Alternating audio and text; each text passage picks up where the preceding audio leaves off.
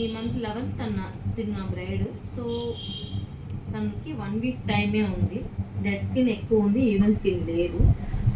అందువల్ల నేను ఇప్పుడు తనకి హైడ్రా లేజర్ చేసుకుంటున్నాను. డెడ్ స్కిన్ ఈవెన్ స్కిన్ చేసుకోవడానికి హైడ్రా ఫేషియల్ చేసుకొని తర్వాత 9th ఒక షైనింగ్ గోల్డ్ ఫేషియల్ ఒకటి చేసుకుంటాను.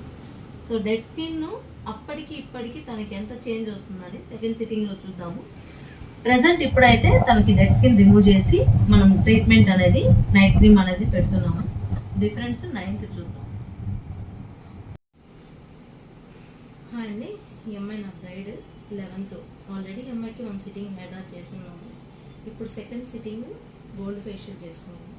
స్కిన్ కొంచెం డ్రైగానే ఉంది. సో మాయిశ్చరైజ్ లెవెల్స్ తెచ్చుకోవడానికి జెల్తో క్రీమ్తో కొంచెం మసాజ్ చేసి సెటాఫిల్ మాయిశ్చరైజర్ అప్లై చేస్తే కొంచెం స్కిన్ డ్రైనెస్ తగ్గుతుంది. చూద్దాం తర్వాత తనకి ఫేషియల్ చేసినాక డెడ్ స్కిన్ ఎంత రిమూవ్ అయింది ఏంటి, అప్పటికి ఇప్పటికి ఏమైనా తేడా ఉందో చూద్దాం లాస్ట్ ఫైనల్గా. తన స్కిన్ టోన్ ఇలా ఉందండి.